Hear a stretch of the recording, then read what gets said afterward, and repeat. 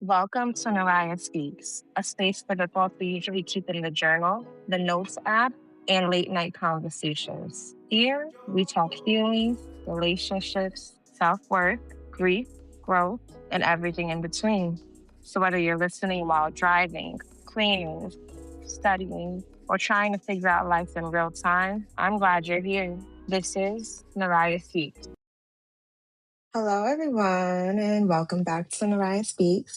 If you've been here before, thank you for being a part of this journey. And if you're new, welcome. I'm super glad you guys are here today. Today, I'm excited because I'm introducing a new platform, Patreon, with something I'm calling the N Line. The N Line is all about behind the scenes, extra advice, deeper dives, suggestions, playlists, and a lot more. It's basically like what doesn't make it to the podcast, like what we edited out, what we're trying to like actually give like that one-on-one feel where it's like it's not just so polished. Like I think people really appreciate transparency and more than anything authenticity. So that's something that I really wanted to introduce to the world. And I also put in there some playlists that go with the episode a little bit. Let's see, we're also introducing a new little series outside of me doing the solo journey that I've done a little bit lately. I want to go ahead and add in a girl talk edition. So, having multiple different females come on the platform, talk about things. I mean, we could have a guy or two, if you're interested, you can reach out to me. We can have a little bit of a one-on-one conversation and just, dive in. So the end line is gonna be more so about what goes on behind the scenes of what we discuss. When we're recording podcasts, sometimes when I have a guest, sometimes we recorded for 3 hours and you guys only got like 45, 50 minutes of it. Yes, that has happened. I think the last one was about 2 hours and I had to edit it into like at least an hour. And there's things that don't make it, because it's just like, okay, no. That drink took me a little too far and I don't want to share that. And I think that's what the end line is about, like going like, okay, we talked about this, we talked about that. Certain things we just could not put on the platform. So when you go on Patreon, you'll be able to see like what was edited out, what kind of conversation. Those are going to be more videos more than anything, videos, playlists, content that I'm not posting on social media, stuff like that. So if you'd like to join, just head to patreon.com/the N line. That's THE, the letter NLINE. Memberships are there when you're ready. So the reason I wanted to expand and create a space to share even more like the playlist and the set the mood for every episode. That's more like setting the mood for every episode. And the raw moments I edit out, like I said, when things got a little too heavy or even things that we probably shouldn't do if we don't want to get sued. Like there's been moments like that too. Let's see. I'm also going to be doing live Q&As on Patreon for the N Line. That's going to be on Discord. And there's more of this platform and vision that I've had for some time that I've been sitting on. So we will evolve together. I'm also going to be releasing 2 episodes a week, most likely one solo like this one and one girl talk, like I said. So today's topic, since I got that out of the way, today's topic is switch up or glow up. I reflected on how some unexpected shifts, relationships, boundaries turned out to be a bigger part of the glow up actually. And it's interesting because what made me come up with this episode was I was cleaning out my closet and I ran into, there were these journals. I have a lot of notebooks and journals and stuff, and I like to journal.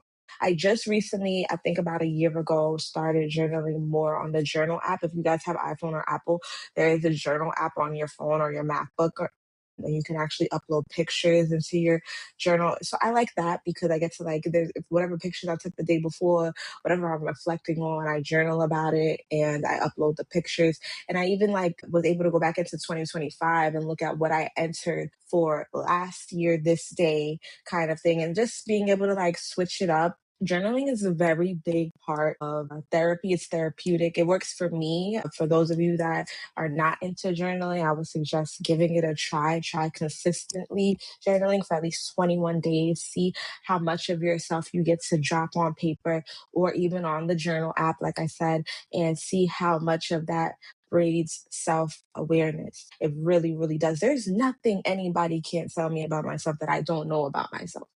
Just put it like that. And I've been journaling consistently for a long time. I think I started at a really young age, honestly. I didn't know why I was always writing my thoughts down as a teenager, but I also started to feel violated for the people that wanted to like get into those thoughts because I don't know why, because they're nosy. But even my dad one time came up to me and was like, I can't believe you wrote this. And it was like, I was cursing, probably shouldn't have been doing that at 14, 15 years old. That's not funny. That's crazy. But yeah, I found one that I wrote and it was January 23rd of 2024. And it was interesting because the only reason I opened it and actually read it was because this one was completely ripped out of the notebook and folded up and put into a different notebook. And I was going into the other notebooks that I had because I had wrote some poetry down in them that I hadn't released or anything. So I was thinking to myself, maybe I'll find one and release one.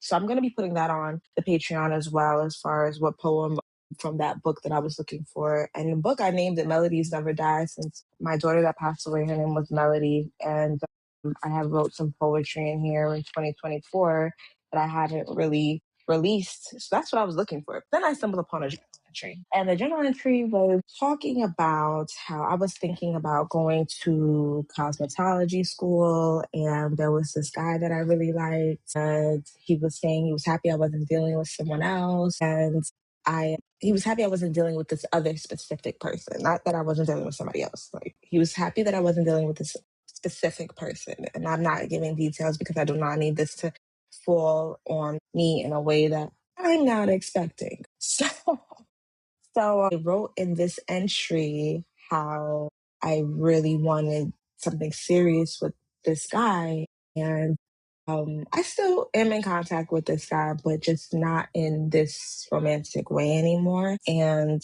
I was saying how he was like a breath of fresh air for me. And reading the book also, reading the entry also, this was the day before my daughter Melody's birthday was. And I also wrote that in the entry because it was January 23rd. And it was interesting that I found it and how I looked at it and I was like, I don't feel like I resonate with the person who wrote this, even though the person that wrote this was me. So it's so different because I remember going through like, do I want to go back to nursing school or do I want to go to cosmetology school? And I guess when I wrote this, in that day, I was deciding that it was definitely going to be cosmetology. But then when I visited cosmetology and I visited the nursing program, I ultimately went to the nursing program because I felt like that was more stability and I also felt like I resonated with it more. Cosmetology is good and everything. I just don't think that I'm a good fit. I don't do hair like that. I will get it done. I don't really it's not my thing, Even my daughter, like I used to just do like one bun for some time and then like her dad used to be like, why can't you do the twist? So I know how to do them. And even straightening her hair myself, like that would take me like 4 hours. It was like I'm not a fan. Do you want to do it yourself or do you want to take her somewhere else? And she's gonna cry regardless. So let somebody else do it. Yeah, get somebody else to do it, right? That's how it goes. So I was also saying that I was really hoping that he answered my call and stuff like that. And the guy, let's see how different it looks now. He even like called to check on me, I think just like a week ago. And I went off on him because he was like, I thought we were friends. And I was like, we were never friends. So it's just so interesting because I could see in this entry that I was very open hearted. And I feel as though like now I don't feel that naive about being open hearted as I did before. I don't believe that he actually deserved me to feel the way that I felt in this entry, even looking back. But it happens. It happens. And I don't regret it and I don't frown upon it. I think it was just a matter of feeling that I had something that was breathing hope into my life again after going through such a tumultuous relationship prior to meeting him. And I'll never forget how I met him actually. I was I was on my way to Houston and leaving Jersey on my way to Houston just to visit. It wasn't even to move yet. But the visit turned into me looking at places, which I wasn't expecting to happen either. But I had such a good time with my cousins that year. And if I remember correctly, that was 2023, or was it 2022? I think it was 2020. It was the end of 2022 when Takeoff passed away on Halloween. I was there in Houston when that happened, actually. And it was crazy because I think we were going to go out, but we wouldn't have been at the same place he was at, anyways. But I just remember feeling like I think I was too tired. And I was like, no, I'd rather just stay. But we woke up the next morning and yeah, sure enough, that's what happened. So rest in peace to him. I was already in the middle of grieving. So we met in Jersey and I was on my way to Houston. And this person just so happened to be on their way to Houston too. This is a little back end of the story. I'm not going to go into too much, but I will on the back end, the end line on Patreon. I will definitely dig into this. This is an interesting story. So, anyways, I don't feel as though he deserves for me to feel as heavily as I did for him in this entry. I think it was just the fact that he met me during such a vulnerable time in my life. I just lost a child. I just was leaving a relationship, having to start all over, figuring out how to move all of my stuff out of that apartment, trying to get out of there and go to Houston and live by myself over there. Houston was a very pressing time for me, but Houston also was what created this podcast to be able to start, because I think me and my cousin were sitting on the couch and put on the camera and was like, let's just record. Let's just see how it goes. We had so much fun and we actually had a nice amount of views and everybody was like, are you going to do more? Are you going to do more? so, so yeah, I was like, yeah, for sure.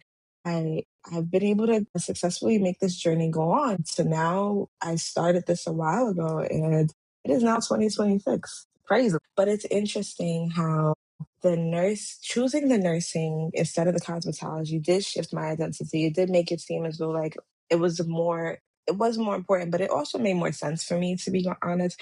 I had already worked in the health the healthcare field for a little while, because they're now saying that nursing is not medical, right? They're saying it's healthcare. So there's a difference, I guess. I don't think that cosmetology was a bad dream for me. I think it was supposed to be quick, easy hustle money.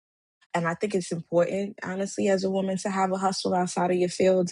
I think multiple streams of income is important in general. I enjoy telling my story and being able to reach out to other people and seeing how I can help others with my own journey, because I didn't ask to go through the things that I've been through. I mean, I didn't specifically say, hey, put me through the ringer, but did it happen? Yes, surely did. But we can outgrow dreams. Like, I remember when this was the cosmetology aspect that I outgrew and decided to go in nursing.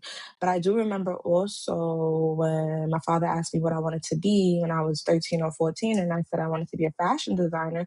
That dream has outgrown. I don't even need to go into what happened with that conversation. It was more so like that dream is outgrown. I have no desire to do that. Do I enjoy fashion? Of course, I love fashion, but there's more to life than that. So, with that being said, you can outgrow dreams, just like I outgrew this guy. Like I said, I feel as though what I wanted. No, do I think he's a horrible person? No, I don't think he's a horrible person. I think we met at a time that I was wrong. We were both leaving relationships when we met. I think I had hope in something that there was really no real hope to have in. But hope is something that you can't go to the store and buy. So, for those that feel hopeless, like, I think it is good that you had hope, but I think that it's better, I should say, and it's more efficient and it is more adult like to have grounded hope, things that actually can land, not things that are just going to stay in the air. Also, another thing that changed over time, which is why I named this switch up or glow up, right? Because the switch up was from cosmetology to nursing, but it was really from nursing to cosmetology to nursing again. So really, and I like this guy a lot. I want to spend the rest of my life with him. To like last week, I don't know why you're even calling or texting me. We're not friends. Is it a switch up or is it a glow up? Because in my opinion, yes, I switched up. But in my opinion, I also grew up because of the fact that now I feel as though I respect myself enough not to keep an attachment alive that is not going to thrive in the future me. Like, there's no landing here. You're just there. And I do consider that to be a monitoring spirit, because what is the purpose? I don't see the purpose. We don't benefit each other in any way. We're not on the same page when it comes to life. You've already decided to go back to your ex, meanwhile I've decided not to go back to mine. We're not, yeah, we're not on the same playing field. So I don't really see why we would stay friends, and or why you would even consider me a friend when that's not how we started. So why are we trying to mask it as that's how we're ending it? No, that's not how we're ending it. We're not friends. We were never friends. And you could call it me switching up, but I'm going to consider it a glow up. With that being said, it's the same thing with my relationships, even with my cousins or certain family members. And it could be a parent, even. I'm not like, nobody is exempt from it. It's more so like if I decided that I don't feel comfortable talking about certain things with you, I'm not going to talk about it with you. And you're going to pry, and you're going to look at my face, and you're going to try to see reactions, and you're going to do what you got to do. That's fine. That's you. You made it your business to be in my business, but that's your problem. I don't really do well with the whole expectation thing anymore because mine have always been disappointed. So therefore, I'm not going to show up for people who don't know how to do that for me. And you can think that you're showing up for me, but you're not, in my opinion. In your opinion, you are, but for me, you're not. So it makes me no difference. So I can have a cousin saying that I switched up ever since XYZ. Oh, she hasn't been the same ever since this happened. She hasn't been the same ever since that happened. She hasn't been. The thing is, I don't think you're a safe place, and I don't think it's a safe space. And so therefore, like when you text me good morning, I feel like you're about to ask me for something. When you text me, hey, I feel like you're about to ask me for something, or you're gonna ask me something. Even if it's not for something that you want from me materialistically or financially, anything is too much for me right now. Even if you're asking me how I'm doing or what I'm doing, oh, that one I don't like. Don't hit me with a WYD text, please. I don't like that one. We are not 50. WYD? Seriously? At 10 o'clock in the morning, you could have said good morning. Like, what? But another thing is like, not every switch up feels like a glow up either. Like, it doesn't always feel like that. Like, because one minute we was close, to the next minute I see you again in person and I feel estranged from you. Oh, that's my estranged cousin. This is my estranged child. We don't really know each other like that anymore. And I have no desire. So I'm not gonna lie. I'm not gonna put in fake effort. And there's nobody on this earth besides my daughter that I want to talk to every single day. Nobody. Nobody. Nobody. Nobody that I need to see every single day or speak to every single day. That is a lot. And it sounds energetically draining. And the thing is also they say poor spiritual hygiene is allowing everybody to have access to you at any given time. That's poor spiritual hygiene. So yeah, not every switch up feels like a glow up. Like even when I go on my detoxes and I'm not partying and I'm not drinking, a lot of the time nobody sees me during that time. And I know most of the people are assuming that's exactly what I'm doing and that's why they're not seeing me. But no, a lot of the time people are not seeing me. You'll barely see me outside. You'll barely see me.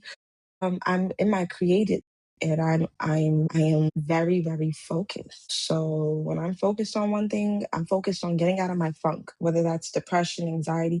I'm focused on getting my mental right. I'm focused on my next steps in life. What's next for me? What I need to take care of. Not waiting for somebody to come up to me and save it for me. I'm focused on it. And that's why the switch up really would be like, why am I focused on, or why am I allowing this so-called interaction to proceed when there is something else that needs my attention way more than this? You are like a pop-up ad now, and I don't want pop-up ads because they can bring viruses. So yeah, the thing is, a lot of these relationships that I've had to switch up with have been because of the expectation that I never told you. I never wrote down, hey, expect this from me. Actually, if you was to ask me what to expect from me, I would say nothing. I would say don't expect anything, okay? If you get something, then that's fine. But I don't really feel like you should have expectations when it comes to other people outside of you in general, whether you're married, whether that's your kid, whether that's your parent. I feel like you should not really have expectations of anybody outside of you because that leads and breeds disappointment. That is just my opinion. Unless you guys have had a conversation about what is okay to expect and what is not okay to expect, then there should be nothing. And then I think like at the time when I was writing this journal entry, I started to have switch ups with multiple different family members, and it didn't feel good at the time. I felt alienated. I felt like the black sheep.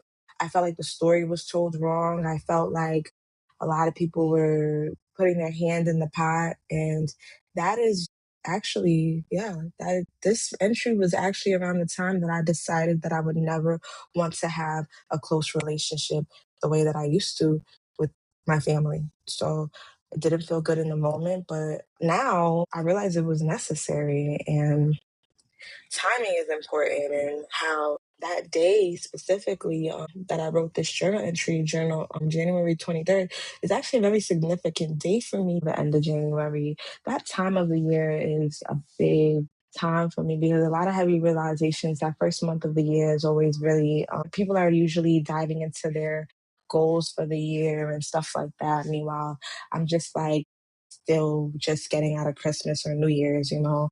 These are about lessons to learn in life. So, with that being said, just remember that just because the switch up didn't feel good doesn't mean that it's not going to lead to a glow up. And when a switch up, whether it's someone switching up on you, whether you have to switch up on someone, whether you have to switch up your palette of what you like to do and what you don't like to do, whether you have to switch up your morning routine or your nighttime routine, or just remember that you are in charge of how that can lead to a glow up for you, and nobody else can take that power away from you unless you allow them to. So, on the Patreon for this episode, I am going to have a good switch up or glow up playlist for this one.